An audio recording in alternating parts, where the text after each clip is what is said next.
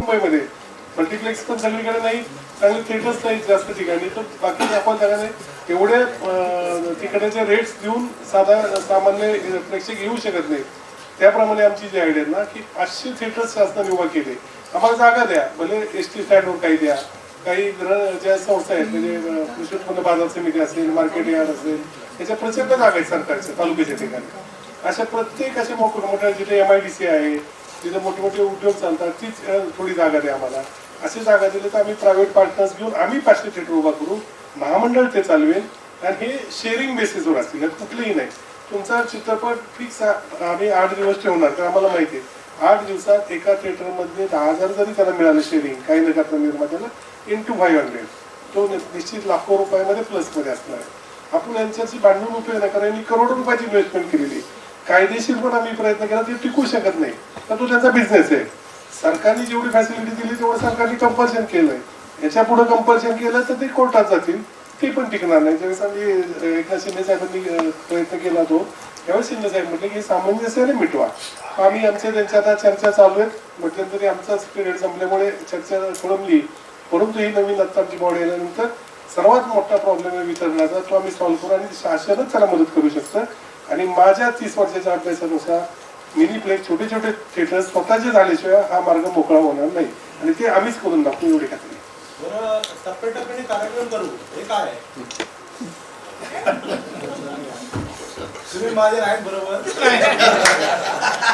आहे काय तेच सांगतो. निवडणूक झाली की कळेल. कार्यक्रम केला आमचा टप्प्याटप्प्याने असं बोलणारे काही बोलतात, बरेच गोष्टी आता होतात की आमचे आरोप झाले की आम्ही कोणाचे फॉर्म भरून दिले आहेत, काही नाही. वर्षाताईंचा फॉर्म सुद्धा आमच्या समोर भरला गेला.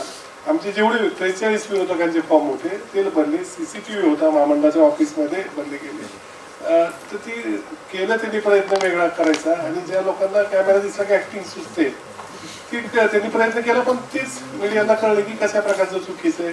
म्हणजे त्याच्यावर त्यात राजकीय मी पहिल्यांदा सांगितलं की नीलमताई शिर्के त्याच्या अगोदर वर्षाताईंना विचारलं, सर्व अभिनेत्री किशोरी शहाणेपासून मी सगळ्यांशी बोललो, अलका कोलांशी बोललो की ताई तुम्ही इंटरेस्टेड आहात का, पण सगळे म्हणजे नको आता आमचं आम्ही बिझी हे ते, तुम्ही बघा नवीन काम करणारी वेळ द्यायला पाहिजे आम्हाला. वर्षाताई सुद्धा म्हणलं नाही मी आता सिरियलमध्ये एवढी बिझी महामंडळाला वेळच देऊ शकत नाही.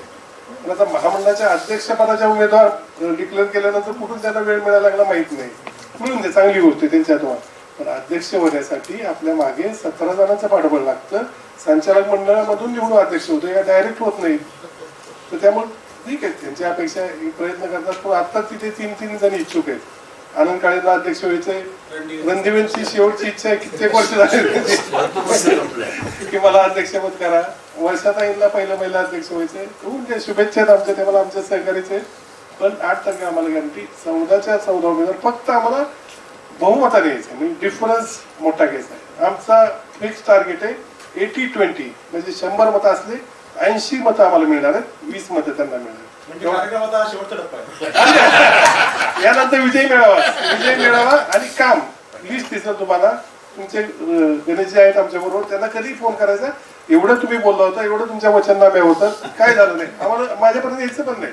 कारण गारगोटे सर तिथं असतील, ते म्हणतील आपण हे बोललो होतं, या महिन्यात हे होणार होतं, या महिन्यात हे होणार होतं. करणारी लोक आहेत, करू शकतो. त्यामुळे एकदा स्थिरता येऊन द्या आम्हाला. 8 तारखेपुढे सर्व काम दिसेल. मेघराजजी, प्रश्न असा आहे काय, तुम्ही निवडून आलात, अध्यक्ष झालात, व्हॉटएव्हर, आमच्या पत्रकारांसाठी काय? मी त्यालाच जोडून तुम्हाला स्पष्टीकरण असं करतो की गेल्या 5 वर्षात मराठी मीडिया खूप मोठा झाला, आणि जर तुम्ही आता बघितलं तर सकाळपासून रात्रीपर्यंत एका दिवसात 5-5 कार्यक्रम असतात, आणि अनेक जण फ्रीलान्सर पत्रकारिता करणाऱ्यांचं प्रमाण खूप आहे. आणि प्रत्येक जण वेगवेगळ्या ठिकाणी राहतो, त्यामुळे प्रत्येकाला दुपारचा कार्यक्रम करून संध्याकाळच्या कार्यक्रमात 3 तास कुठं आपण काम करायचं हा प्रश्न येतो. तर माझी तुम्हाला सूचना अशी आहे, जर तुम्ही आता रवींद्र नाट्य मंदिरात पुन्हा आपलं ऑफिस महामंडळाचं हे सगळं प्लॅन करताय, एखादा पत्रकार कक्ष जर तिथं तुम्ही स्थापन केला तर मुंबईतल्या सगळ्या पत्रकारांना खूप चांगल्या पद्धतीने काम करता येईल आणि त्याचा उपयोग होईल सगळ्यांनाच. तर याचा तुम्ही गांभीर्याने विचार करा. अगदी म्हणजे रवींद्र नाट्य मंदिरामध्ये बरीच जागा आहे, करण्यासारख्या गोष्टी आहेत. आदरणीय उदयन सामंत साहेब जे आपल्याला कलाप्रेमी आहेत, निर्माते म्हणून आपल्याकडे रजिस्टर आहेत, ते सुद्धा पॉझिटिव्ह आहेत की बाबा तुम्ही सांगा फक्त लीज घेऊन या हे कामाची. आणि शिवसेनेमध्ये किंवा आत्ताच्या याच्यामध्ये वेळ लागत नाही, करायचं असेल मनापासून तर ते निश्चित मनापासूनच करतात. तर या गोष्टी ज्याप्रमाणे आमच्या होणार आहेत, मी पहिल्यांदा सांगतो की आम्ही आल्यानंतर घटना दुरुस्त केल्यानंतर कुठेतरी तुमची एंट्री झाली. ते महामंडळामध्ये पहिल्या पत्रकारांना पण प्रवेश नव्हता, गणेशला माहिती प्रसिद्धीच्या रिलेटेड तुमचा आमच्यात नव्हता. पण मी म्हटलं हे वर्षानुवर्ष तुम्ही कलाक्षेत्रात येत आहे.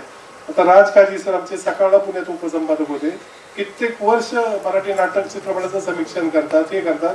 या व्यक्तीला कधी विचारलंच गेलं नाही, काहीच नाही.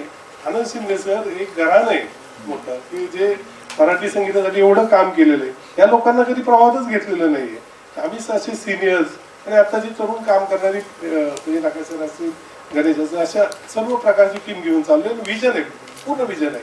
हे आम्हाला उद्या परवा तुम्हाला दिसेल टप्प्याटप्प्यामध्ये की आमचं काय गुणाचं विजन आहे. आमचं काय विजन आहे त्या टप्प्यानेच काम होईल सगळं. थँक्यू. झालं सर्वांचं. सगळे पत्रकार आणि सहकारी सगळे इतिचिंतक जे आले आहेत त्या सगळ्यांचं समर्थ पॅनलच्या वतीनं मी मनपूर्वक आभार व्यक्त करतो आणि आमचा एक ग्रुप फोटो तुम्ही सगळ्यांनी काढावा अशी विनंती करतो.